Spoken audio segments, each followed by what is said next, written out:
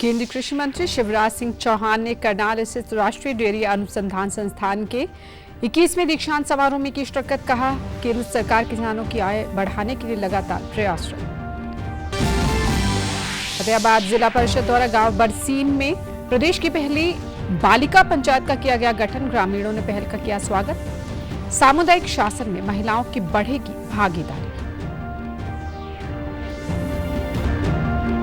मुख्यमंत्री नायब सिंह सैनी ने प्रदेश के खिलाड़ियों के लिए कैश अवार्ड्स और स्कॉलरशिप प्रबंधन प्रणाली पोर्टल किया लॉन्च। कहा, सरकार खिलाड़ी को बेहतर सुविधाएं देने के लिए प्रतिबद्ध।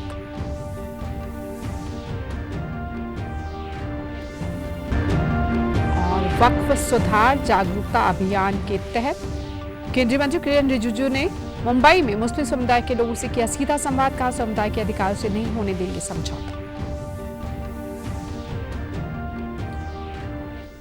नमस्कार, मैं हूं राजेंद्र कौर। अब समाचार विस्तार से। केंद्रीय कृषि मंत्री शिवराज सिंह चौहान ने आज करनाल स्थित राष्ट्रीय डेयरी अनुसंधान संस्थान के 21वें दीक्षांत समारोह में बतौर मुख्य अतिथि शिरकत की। समारोह से पहले उन्होंने संस्थान के परिसर में पौधारोपण भी किया। इसके बाद उन्होंने संस्थान के 201 विद्यार्थियों को डिग्रियां दी। इस दौरान केंद्रीय मंत्री ने छात्रों को अपने ज्ञान का इस्तेमाल समाज के हित में करने की बात कही। मीडिया से बातचीत में कृषि मंत्री ने कहा कि दूध उत्पादन में भारत दुनिया में पहले स्थान पर है और दुनिया का 1/4 दूध भारत में होता है। भारत को इस स्थान तक लाने में एनडीआरआई का महत्वपूर्ण योगदान है। विदेश से भी छात्र यहां डेयरी की नई तकनीकें सीखने आते हैं। उन्होंने कहा कि विकसित भारत के निर्माण के लिए देश के हर नागरिक को मेहनत से अपनी जिम्मेदारी पूरी करनी है। खेती से किसान की आमदनी किस प्रकार और बढ़े, हम इसी प्रयास में लगे हैं। केंद्र सरकार ने किसानों के हित में अनेक कदम उठाए हैं।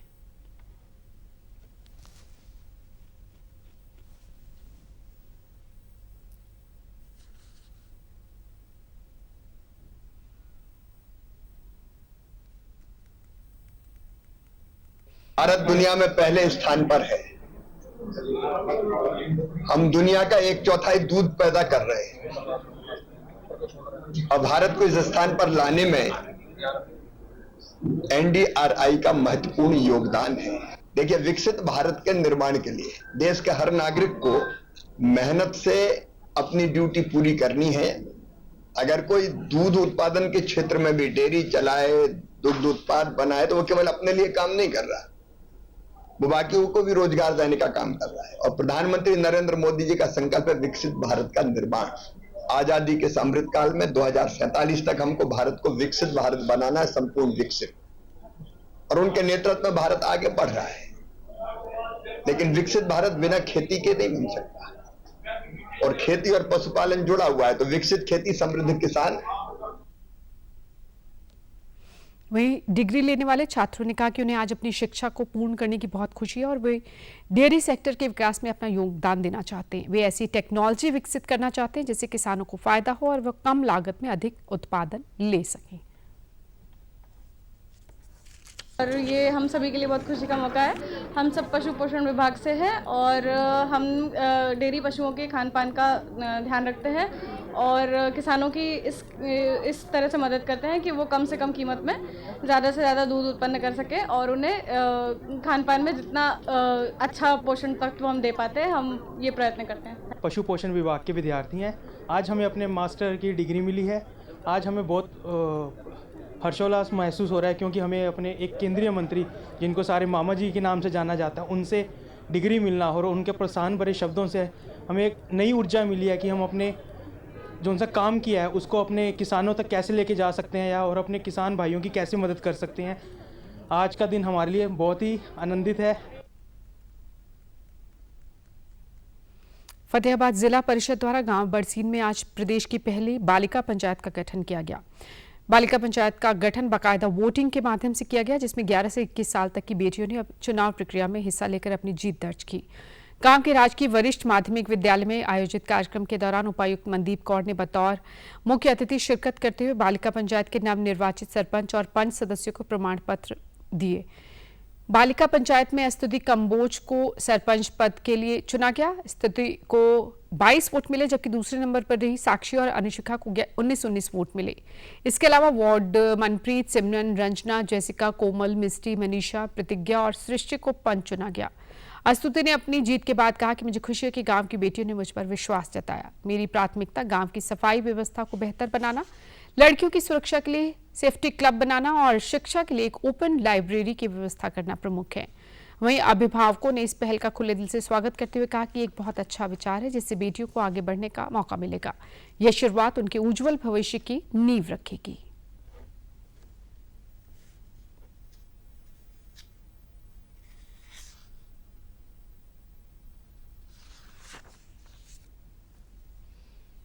अच्छा लग रहा है, बहुत आगे बढ़ेंगी ये बेटियाँ, लेकिन वैसे लड़कियों को कुछ बनने नहीं दिया जा रहा है। हाँ। इस आवाज़ से लड़कियों को घर से निकलना बहुत अच्छा हो गया। ठीक है, तो आपने पोतियाँ हैं जो एक सरपंच में अपनी मेरी होती है, और बहुत खुशी हो रही है। और जितनी जितनी मेरी बड़ी बड़ी वोटों में पड़ रहे हैं, आज इतनी हलचल स्कूल में से नजर आ रही है। बहुत खुशी आ रही है। आपने भी देखा जाए तो बहुत भाई साहब जी ये बहुत खुश कर रही है बच्चों के आगे वैसे ही लिए बढ़ा रही है। भाई बच्चे वैसे में जीतते हुए तो पता लगेगा भी कैसे वोट पड़ते हैं, कैसी चीजें वैसे में हो जाती है। उपायुक्त मनदीप कौर ने कहा कि गांव बड़सीन में बालिका पंचायत का गठन पायलट प्रोजेक्ट के तौर पर किया गया है। इसके बाद जिले के प्रत्येक गांव में बालिका पंचायत का गठन किया जाएगा जो बेटियों के लिए हित में काम करेंगी। बालिका पंचायत का उद्देश्य लड़कियों को सामुदायिक शासन में भागीदारी का अवसर देना है ताकि उनमें नेतृत्व, जागरूकता और नागरिक जिम्मेदारी का विकास हो। वहीं जिला परिषद के चेयरपर्सन एडवोकेट सुमन किशोर ने कहा कि बालिका पंचायत की पहल न सिर्फ बेटी को सशक्त बनाएगी बल्कि पंचायती राज व्यवस्था में एक मौलिक परिवर्तन लाएगी। 11 से 21 साल तक आप अगर बालिका पंचायत का गठन करते हैं तो बेटियों के अंदर नेतृत्व विकास हो, वो सामाजिक राजनीतिक दोनों विकास हो, उसके साथ नेतृत्व क्षमता डेवलप हो। का काम रहेगा, उनकी हर महीने बैठक होगी और ग्राम सचिव उनकी बैठक का निर्धारण करेंगे। जिस प्रकार ग्राम सभा की बैठक होती है उसी प्रकार बालिका पंचायत की बैठक होगी। हर वार्ड से जो बालिका मेंबर चुनी जाएगी वो अपने अपने वार्ड की समस्या रखेगी और जो सरपंच है वो जब ग्राम सभा की बैठक होगी वो अपनी समस्याएं उसमें रखेंगे। अगर वो ग्राम सभा के लेवल की है और वहां से उनका सॉल्यूशन हो जाता है तो ठीक है, अगर वहां से उसका सॉल्यूशन नहीं होता तो ब्लॉक स्तर पे अपनी बात रखेगी। इसके अलावा अगर वहां भी नहीं है सॉल्यूशन वो जिला स्तर पे भी अपनी बात रखेगी। संघ लोक सेवा आयोग ने सिविल सेवा परीक्षा 2024 का परिणाम जारी कर दिया है। इस साल 9,92,000 उम्मीदवारों ने आवेदन किया, जिनमें से 5,83,00,000 ने परीक्षा दी। कुल 1,009 अभ्यर्थियों का चयन किया गया है, जिनमें 284 महिलाएं और 725 पुरुष हैं। इलाहाबाद विश्वविद्यालय से बायोकेमिस्ट्री में स्नातक शक्ति दुबे ने प्रथम स्थान हासिल किया है। प्रदेश की बेटी हर्षिता गोयल ने यूपीएससी की परीक्षा में दूसरा स्थान हासिल किया है। वह मूल रूप से हरियाणा की रहने वाली हैं, जो चार्टर्ड अकाउंटेंट हैं और कई सालों से अहमदाबाद में रहकर सामाजिक कार्य भी कर रही हैं। उन्होंने अपनी इस सफलता का श्रेय परिवारजनों के सहयोग और कड़ी मेहनत और अनुशासन को दिया, जिन्होंने एमएससी यूनिवर्सिटी बड़ौदा से बीकॉम किया है। टॉप 5 में 3 महिलाएं और 2 पुरुष शामिल हैं।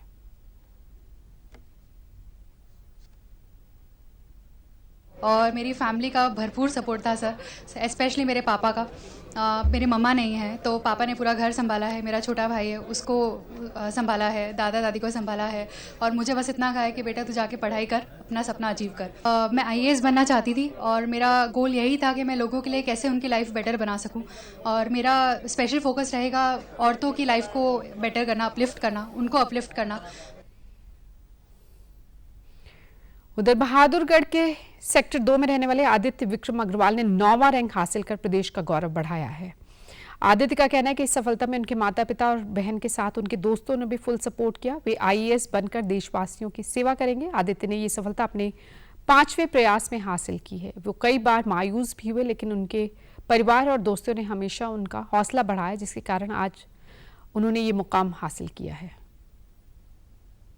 ये मेरा 5वां प्रयास था आईएएस की परीक्षा में और इससे पहले मैंने इसी परीक्षा के 3 इंटरव्यू भी दिए हैं। इस बार मेरा 3रा इंटरव्यू था और मेरी 9वीं रैंक आई है। मेहनत तो काफी करनी पड़ी, शुरू में चीजें समझ में नहीं आती है धीरे धीरे, बट धीरे धीरे जैसे गाइडेंस मिलती रहती है, कुछ दोस्त हो गए, माता पिता की गाइडेंस हो गई, कुछ टॉपर्स की गाइडेंस हो गई, तो उनसे फिर धीरे धीरे सीखकर कुछ टीचर्स की गाइडेंस हो जाती है। जुनून तो 2019 में स्टार्ट हुआ जब मैं अपनी जॉब कर रहा था टाटा मोटर्स में। तब जॉब के दौरान ही मैंने सोचा कि मुझे थोड़ा सा एक ऐसा फील्ड चुनना चाहिए जिसमें मुझे और डाइवर्सिटी मिले, जहां मैं और सेक्टर्स में काम कर चुका हूँ। और मैंने अपनी ग्रेजुएशन मैकेनिकल इंजीनियरिंग में की है, बीटेक NIT इलाहाबाद से, MNIT इलाहाबाद बोलते हैं उसे। परिवार में माता पिता और बहन है, बड़ी बहन। बाकी सबने बहुत ज़्यादा मोटिवेट किया। पापा का हमेशा से ये रहा, पीछे एक सपोर्ट बन के रहे, और मम्मी ने भी हर रोज़ प्रयास किया कि मुझे कोई तकलीफ ना हो घर से रिलेटेड, तो और बहन तो हमेशा से रहती थी साथ। वहीं मुख्यमंत्री नायब सिंह सैनी ने UPSC में चयनित प्रदेश के सभी अभ्यर्थियों को शुभकामनाएं देते हुए कहा कि आपने अपनी तपस्या को एक नया आयाम देते हुए इस प्रतिष्ठित परीक्षा में सफलता हासिल की है। आप सबने अपने अभिभावकों और प्रत्येक हरियाणवी का मान बढ़ाया है। मुझे पूरी उम्मीद है कि आप सभी राष्ट्र को सशक्त करने और विकसित भारत के निर्माण में सर्वोच्च योगदान देंगे। मुख्यमंत्री नायब सिंह सैनी ने प्रदेश के खिलाड़ियों के लिए कैश अवार्ड्स और स्कॉलरशिप प्रबंधन प्रणाली के लिए पोर्टल लॉन्च किया। इसके जरिए खेल विभाग से मिलने वाली स्कॉलरशिप और कैश अवार्ड्स के लिए आवेदन किया जा सकेगा। इसका फायदा यह होगा कि पारदर्शी तरीके से एक खिलाड़ी को सहूलियत के साथ इसका लाभ मिल पाएगा। नकद पुरस्कार योजना के तहत साल 2014 से अब तक 16,305 खिलाड़ियों को विभाग ने करीब 600 करोड़ रुपए आवंटित किए हैं। वे कल चंडीगढ़ में खेल विभाग के अधिकारियों के साथ समीक्षा बैठक कर रहे थे। मुख्यमंत्री ने कहा कि प्रदेश सरकार खिलाड़ियों को बेहतर सुविधाएं देने के लिए तत्पर है। प्रदेश के खेल स्टेडियम और खेल नर्सरियों में आने वाले खिलाड़ियों को बेहतर सुविधाएं मिले, इसके लिए विभाग विशेष योजना बनाए। इसके अलावा प्रदेश में विशेष उत्कृष्ट खेलों पर फोकस करते हुए एक्सीलेंस सेंटर भी बनाया जाए। साथ ही प्रदेश के खिलाड़ियों को यूनिक ID अलॉट की जाए। भारतीय सेना में सूबेदार पद पर तैनात सिरसा के झोपड़ा के बलदेव सिंह ड्यूटी के दौरान शहीद हो गए। वे पिछले 1 साल से लद्दाख में तैनात थे। पिछले साल प्रमोशन मिलने के बाद सूबेदार बने और सियाचिन में ड्यूटी पर पहुंचे थे। यही विगत दिवस उन्होंने अंतिम सांस ली। कल शहीद बलदेव की पार्थिव देह को मीरपुर स्थित उनके आवास पर लाया गया, जहां परिजनों और लोगों ने शहीद के अंतिम दर्शन कर श्रद्धा सुमन अर्पित किए। इसके बाद गांव झोपड़ा के शिवपुरी में उनका राजकीय सम्मान के साथ अंतिम संस्कार किया गया। परिजनों ने बताया कि बलदेव सिंह पिछले 22 साल से भारतीय सेना में अपनी सेवाएं दे रहे थे। पिछले साल नवंबर में वे सिरसा आए थे। ड्यूटी के दौरान उन्हें सांस लेने में दिक्कत आने लगी, जिससे उनकी तबीयत खराब हो गई। सुबह उन्हें बलदेव के शहीद होने की सूचना मिली, जिसके बाद पूरे गाँव में शोक की लहर दौड़ गई। इनकी पोस्टिंग लेह लद्दाख थी 1 साल से ग्लेशियर में, जहाँ से 6 नवंबर को गए जी, और 6 अप्रैल को भी बात हुई, वीडियो कॉल हुई थी हमारी, ठीक ठाक सही सलामत थे जी। वहाँ अब कल से कोई दिक्कत आ गई, उनके स्वास्थ्य में दिक्कत आ गई, इस कारण उनकी स्थिति बिगड़ गई और ऑक्सीजन की कमी थी वहाँ की। ऑक्सीजन उनको मिल नहीं पाई, उनको उल्टी आई, उल्टी के कारण उनका स्वास्थ्य ज़्यादा बिगड़ गया। परिवार में बड़ा ब्रदर मैं हूँ, मम्मी है, भाई की मैडम है, बच्चे हैं, दो बच्चे मेरे हैं जी। 7 साल की गुड़िया है, 2nd क्लास में है जी। बेटा है 15 साल का, 9th क्लास में बेटा है जी। एक गुड़िया एक बेटा है जी। एकदम शॉर्ट हो गई हम तो, सारी फैमिली, कुछ समझ ही नहीं आ रही कि क्या करें। आज तक हमारे साथ तो ऐसा कुछ हुआ नहीं। हमारे 5-6 भाई मेरे फौज में हैं, मेरे ताई जी के बेटे हैं सारे। मेरे फादर सबसे छोटे थे, ये 5-7 भाई हैं हम सारे, मेरे फादर और मेरे सब बेटे एक फौज में हैं सारे। ये सबसे छोटा था हमारा भाई जी, मेरे से भी छोटा था जी, 2 साल हम इकट्ठे रहे हैं। और इसके मन में यही था कि मैंने फौज में ही जाना है और देश की सेवा करनी है। मैंने देश के लिए ही मान लो फौज में रह के सेवा करनी है। ऐसा इंसान मैंने आज तक नहीं देखा। जब भी आता यहाँ अपने घर आता, मेरे घर इसने जाना है, मेरे को मिल के ही जाना है हमेशा। इतना सॉफ्ट बंदा मैंने नहीं कोई भी देखा जी। ना बोलने वाला हादसा हुआ है जी। मेरे ताया जी के बेटे भी थे ये बलदेव सिंह वाला। ये इतना अच्छे स्वभाव का लड़का था कि हमारे परिवार में ऐसा कोई भी नहीं है जितने बढ़िया स्वभाव का ये लड़का था। यानी कि जब भी उसने गांव में आना, जिनसे साथ भाईचारा था, सभी को मिल के उसने, चाहे 2-2 मिनट ही किसी के पास जाए, उसने मिल के जाना है सभी को। मुख्यमंत्री नायब सिंह सैनी ने शहीद बलदेव की शहादत पर गहरा दुख जताया। उन्होंने एक्स पर उन्हें नमन करते हुए कहा कि हरियाणा के लाल ने कर्तव्य के पथ पर बलिदान देकर मातृभूमि के प्रति अपनी निष्ठा और समर्पण का परिचय दिया है। मैं परमपिता परमात्मा से पुण्यात्मा को शांति प्रदान करने और शोक संतप्त परिजनों को इस दुख को सहन करने की शक्ति प्रदान करने की प्रार्थना करता हूँ। वहीं जजपा नेता दुष्यंत चौटाला और इनेलो नेता अभय सिंह चौटाला ने भी शहीद बलदेव की शहादत को नमन करते हुए परिजनों के प्रति गहरी संवेदना व्यक्त की। वक्फ सुधार जागरूकता अभियान के तहत केंद्रीय मंत्री किरेन रिजिजू, बीजेपी नेता जगदम्बिका पाल सहित भाजपा के कई शीर्ष नेता मुंबई में मुस्लिम समुदाय के लोगों से सीधा संवाद किया। भाजपा ने नए वक्फ कानून के लाभों के बारे में भी जागरूकता फैलाने के लिए एक राष्ट्रव्यापी अभियान वक्फ सुधार जन जागरण अभियान शुरू किया है। यह अभियान अगले महीने की 5 तारीख तक जारी रहेगा। अभियान के तहत भाजपा नेता और कार्यकर्ता मुस्लिम समुदाय के बीच जा रहे हैं और नए कानून के बारे में जागरूक कर रहे हैं। इस दौरान प्रेस वार्ता को संबोधित करते हुए केंद्रीय मंत्री किरण रिजिजू ने कहा कि मोदी सरकार गरीबों के लिए प्रतिबद्ध है और हम उनके अधिकारों से समझौता नहीं होने देंगे। उन्होंने कहा कि संशोधन से गरीब मुसलमानों को लाभ होगा। हम जल्द ही वक्फ संपत्तियों की सूची भी प्रकाशित करेंगे।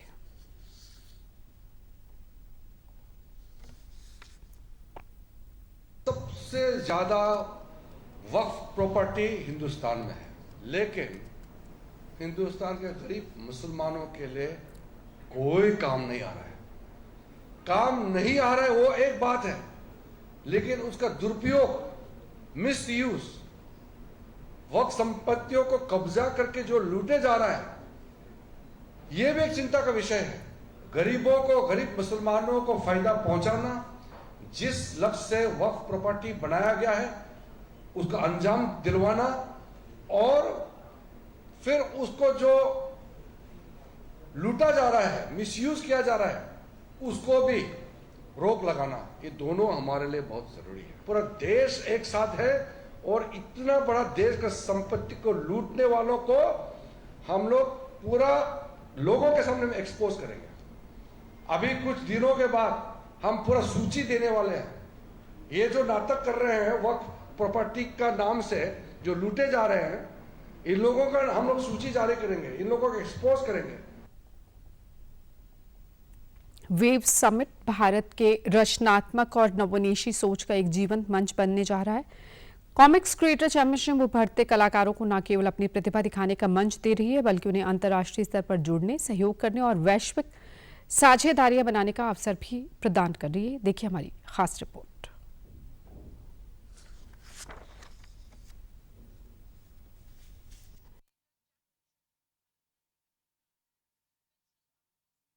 सिरे से परिभाषित कर रहे हैं।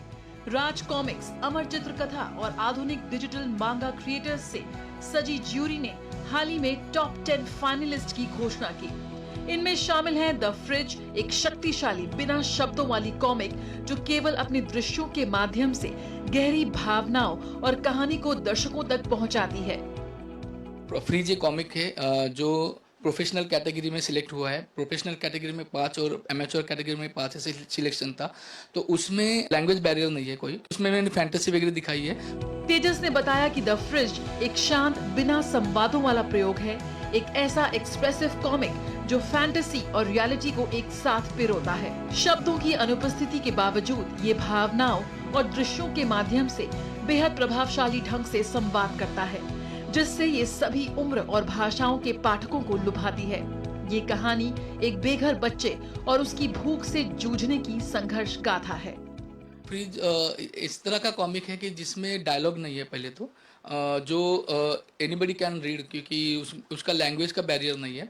दूसरा उसमें क्या है कि जो भी सोशल प्रॉब्लम है, जो there is big problem hunger, जो हंगर का प्रॉब्लम है वो मैंने उसमें दिखाया है। तेजस मानते हैं कि वेव्स जैसे प्लेटफॉर्म उनके जैसे क्रिएटर्स के लिए नए रास्ते खोलेंगे और भारत में कॉमिक्स को दोबारा लोकप्रिय बनाएंगे।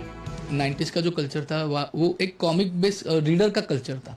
अभी ऐसा कल्चर शिफ्ट हुआ है कि अब स्वाइपिंग कल्चर आ गया है। और वेव्स के माध्यम से अभी क्या हो रहा है, एक ग्लोबल प्लेटफॉर्म मिल रहा है, जिसके तहत क्या हो रहा है कि एक आर्टिस्ट को रिकग्नाइजेशन मिल रहा है, आर्टिस्ट को काम करने का मौका मिल रहा है, कोलैब करने का मौका मिल रहा है, खुद को प्रमोट करने का मौका मिल रहा है। कॉमिक्स के लिए तो बहुत अच्छे दिन आए हैं। वेव्स के थ्रू ये सब होने जा रहा है। ये बड़ा प्लेटफॉर्म मिलेगा आर्टिस्ट को, उनका काम दिखाने के लिए। बहुत से आर्टिस्ट है, बहुत अच्छा काम करते हैं, उनके लिए ये प्रेरणा होगी।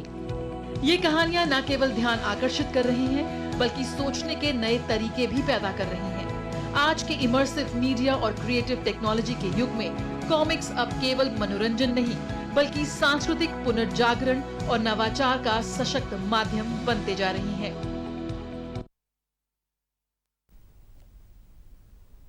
हरियाणा को सुरक्षित, अपराध मुक्त और भयमुक्त बनाने के मकसद से पुलिस महानिदेशक शत्रुजीत कपूर की अध्यक्षता में एक उच्च स्तरीय राज्य स्तरीय समीक्षा बैठक का आयोजन किया गया। पुलिस मुख्यालय पंचकुला से वीडियो कॉन्फ्रेंसिंग के जरिए जुड़कर प्रदेश के सभी वरिष्ठ पुलिस अधिकारियों ने इसमें भाग लिया। बैठक में हिंसक अपराधों की रोकथाम, आतंकवाद से जुड़ी गतिविधियों पर सतर्क निगरानी, हरियाणा को नशा मुक्त बनाने की रणनीति, अवैध इमिग्रेशन पर कार्रवाई, वाहन चोरी पर नियंत्रण, पुलिस बल का प्रशिक्षण और क्षमता निर्माण और नए आपराधिक कानूनों के प्रभावी क्रियान्वयन जैसे कई महत्वपूर्ण मुद्दों पर व्यापक चर्चा हुई। शत्रुजीत कपूर ने पुलिस अधिकारियों को निर्देश दिए कि वे दुर्घटना के कारणों की गहनता से पहचान करते हुए इनके निवारण के लिए ठोस कदम उठाएं। वहीं गंभीर अपराधों के विरुद्ध जीरो टॉलरेंस की नीति अपनाने की आवश्यकता पर बल देते हुए उन्होंने कहा कि ऐसे मामलों को गंभीरता से लिया जाए और ऐसे मामलों की सूचना जल्द से जल्द उनके संज्ञान में लाई जाए। राज्य के सीमावर्ती जिलों में विशेष सतर्कता बरती जाए और सार्वजनिक स्थानों पर लगाए गए सीसीटीवी कैमरों को पूर्ण रूप से क्रियाशील रखा जाए। साथ ही अवैध इमिग्रेशन मामलों में उन्होंने आरोपियों पर कानूनी कार्रवाई करते हुए पीड़ितों को अधिकतम धन वापसी सुनिश्चित करने के भी निर्देश दिए। प्रदेश की ऊर्जा और श्रम मंत्री अनिल विज ने एक प्रेस वार्ता के दौरान कांग्रेस पार्टी के शीर्ष नेताओं से उनकी पार्टी के विधायक की नाराजगी पर प्रतिक्रिया देते हुए कहा कि कांग्रेस पार्टी में अब निर्णय लेने की क्षमता नहीं रही। यदि कांग्रेस में निर्णय लेने की क्षमता होती तो 7 महीने में वो अपना विपक्ष का नेता तय कर लेते। वक्फ कानून का विरोध कर रहे लोगों पर कैबिनेट मंत्री ने कहा कि ये वो लोग हैं जिनका ना तो संविधान में और ना देश की संसद में विश्वास है। वहीं कांग्रेस नेता राहुल गांधी द्वारा अमेरिका में जाकर देश की चुनावी प्रक्रिया पर सवाल उठाने पर प्रतिक्रिया देते हुए उन्होंने कहा कि राहुल देश की धरती को अपनी धरती नहीं मानते।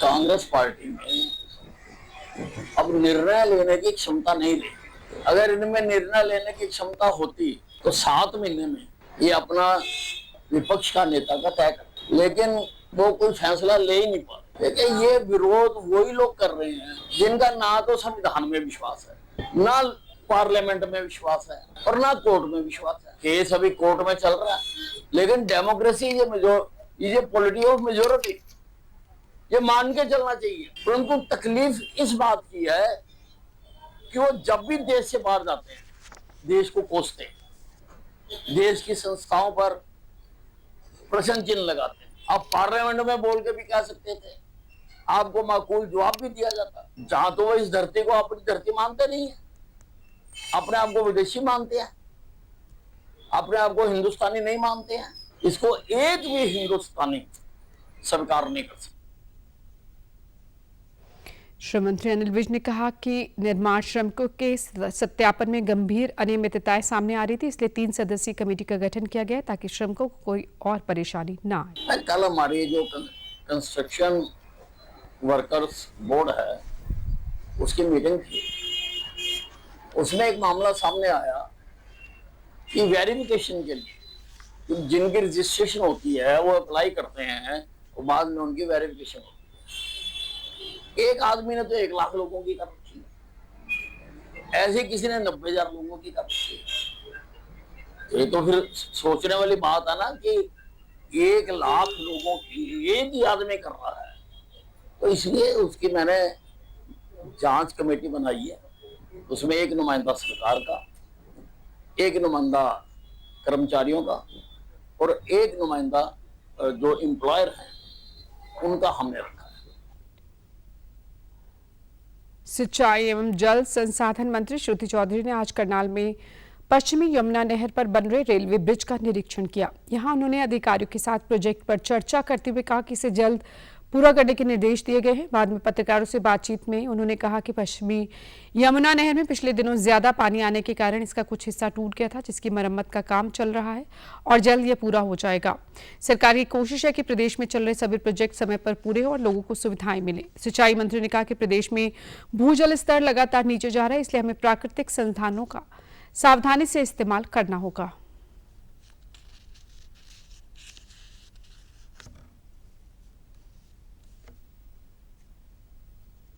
WJC की रिपेयर हो रही है, अलग से रेलवे वाले लगे हुए हैं और इरिगेशन डिपार्टमेंट काम कर रहा है, दिन रात लगा हुआ है और ये प्रोजेक्ट जल्द खत्म होगा ताकि फिर से ये जो रिपेयर वर्क है जल्द खत्म होगा ताकि फिर से पानी शुरू हो जाए WJC में। ज्यादा पानी जब आया था तो ये थोड़ी सी टूट गई थी, तो रिपेयर वर्क चल रहा है।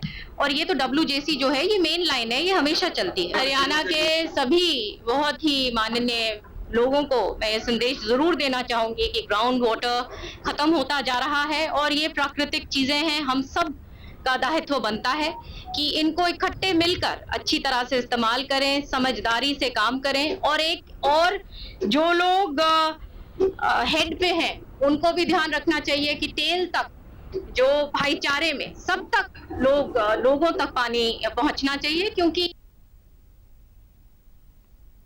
एक अन्य सवाल के जवाब में श्रुति चौधरी ने कहा कि विपक्षी पार्टी होने के नाते कांग्रेस अपना दायित्व पूरी तरह से निभा नहीं पाई। वे अब तक अपना विपक्ष का नेता भी नहीं चुन पाई। नेता प्रतिपक्ष लोकतंत्र में जरूरी है क्योंकि वह सरकार को जागरूक करने का काम करता है। ये कॉन्स्टिट्यूशनल पोस्ट्स हैं जैसे नेता प्रतिपक्ष, और ये कांग्रेस इस रोल को भी, इस दायित्व को भी नहीं निभा पाई क्योंकि एक नेता प्रतिपक्ष लोकतंत्र में बहुत जरूरी है कि वो एक कहते हैं कि सरकार को भी एक जागरूक रखने का काम है, तो वो भी नहीं कर पा रहे हैं ये लोग। तो आप जान सकते हैं कि किस हरियाणा विधानसभा द्वारा 16 से 21 अप्रैल तक आयोजित 36वें अंतर्राष्ट्रीय विधायी ड्राफ्टिंग प्रशिक्षण कार्यक्रम के अंतिम दिन कल हरियाणा लोक प्रशासन संस्थान गुरुग्राम में एक कार्यक्रम का आयोजन किया गया। यह कार्यक्रम लोकसभा सचिवालय के संसदीय लोकतंत्र अनुसंधान एवं प्रशिक्षण संस्थान के सहयोग से आयोजित किया गया था। 6 दिवसीय इस प्रशिक्षण में 13 देशों से आए 27 प्रतिनिधियों और लोकसभा सचिवालय और हरियाणा विधानसभा की तरफ से 10 वरिष्ठ अधिकारियों ने हिस्सा लिया। कार्यक्रम का मकसद विधायी ड्राफ्टिंग की बारीकियों को अंतर्राष्ट्रीय प्रतिनिधियों के साथ साझा करना, भारतीय लोकतंत्र की प्रक्रिया को समझाना और आपसी सहयोग को सुदृढ़ करना रहा। प्रशिक्षण के पहले 2 दिन प्रतिभागियों ने हरियाणा विधानसभा और चंडीगढ़ के प्रमुख स्थलों का दौरा किया। इसके बाद 18 अप्रैल को ऐतिहासिक पिंजौर गार्डन, 19 अप्रैल को हिल स्टेशन कसौली और 20 अप्रैल को धार्मिक नगरी कुरुक्षेत्र का भ्रमण कराया गया। इन यात्राओं ने प्रतिभागियों को भारत की सांस्कृतिक विविधता, कला और ऐतिहासिक विरासत से परिचय कराया। समापन सत्र में प्रतिभागियों ने अपने अनुभव साझा करते हुए कार्यक्रम को ज्ञानवर्धक, व्यवहारिक और प्रेरक बताया। उन्होंने हरियाणा की मेहमान नवाजी, प्रशासनिक दक्षता और लोकतांत्रिक मूल्यों की सराहना करते हुए कहा कि यहाँ अर्जित ज्ञान उनकी विधायी प्रणाली को और बेहतर बनाने में सहायक होगा। आज विश्व पृथ्वी दिवस है। पृथ्वी दिवस मनाने का मकसद पर्यावरण संरक्षण की तरफ सभी का ध्यान खींचना और यह कोशिश करना है कि सभी पृथ्वी को खुशहाल बनाए रखने में योगदान दें। यह हर पीढ़ी की जिम्मेदारी बनती है कि वे आने वाली पीढ़ियों के लिए एक स्वस्थ और खुशहाल पृथ्वी बनाए रखें। देखिए हमारी यह खास रिपोर्ट। पृथ्वी की रक्षा, उसका संरक्षण करना हर पीढ़ी की जिम्मेदारी है। ये एक ऐसा मौका होता है जब करोड़ों लोग मिलकर पृथ्वी से जुड़ी पर्यावरण की चुनौतियों जैसे क्लाइमेट चेंज, ग्लोबल वार्मिंग, प्रदूषण और जैव विविधता के संरक्षण के लिए प्रयास को लेकर पहले से ज्यादा जागरूक होते हैं। इस दिन को इंटरनेशनल मदर अर्थ डे के तौर पर भी मनाया जाता है। क्या है अर्थ डे 2025 की थीम? हर साल पृथ्वी दिवस मनाने के लिए खास थीम चुनी जाती है। इस साल पृथ्वी दिवस की थीम है हमारा ग्रह। उधर प्रदेश में भी पृथ्वी दिवस के मौके पर अनेक कार्यक्रम आयोजित किए गए। अंबाला स्थित वायु रक्षा आर्मी प्राथमिक विद्यालय के विद्यार्थियों ने इस मौके पर पर्यावरण बचाने का संदेश देते हुए एक जागरूकता रैली निकाली। विद्यार्थियों ने साइलेंट रैली के माध्यम से पर्यावरण संरक्षण के बारे में अपनी जिम्मेदारी का प्रदर्शन किया और शिक्षकों ने पर्यावरण संरक्षण के लिए शपथ ली। सप्ताह भर से पर्यावरण संरक्षण के प्रति जागरूकता बढ़ाने और विद्यार्थियों को प्रकृति के प्रति संवेदनशील बनाने के लिए कार्यक्रम किए जा रहे हैं। स्कूल की प्रधानाचार्य किरण दीप्ति जेटली ने कहा कि पर्यावरण संरक्षण केवल एक दिन का काम नहीं बल्कि हमारी दैनिक जीवन शैली का महत्वपूर्ण हिस्सा होना चाहिए। यह आयोजन न केवल एक दिन का महोत्सव है बल्कि एक सतत प्रयास है जो हमें अपनी धरती को बचाने के लिए प्रेरित करता है।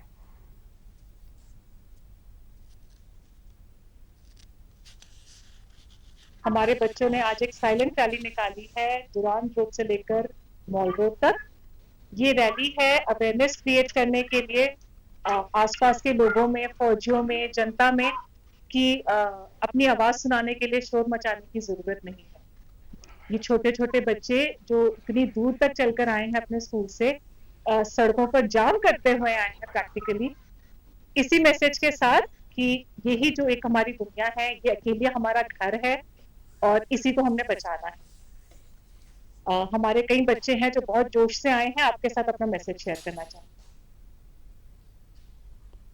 वहीं विद्यार्थियों ने कहा कि धरती को बचाना हमारी सामूहिक जिम्मेदारी और हमें विद्यालय की इस पहल से पर्यावरण संरक्षण के प्रति जागरूकता बढ़ाने में मदद मिलेगी।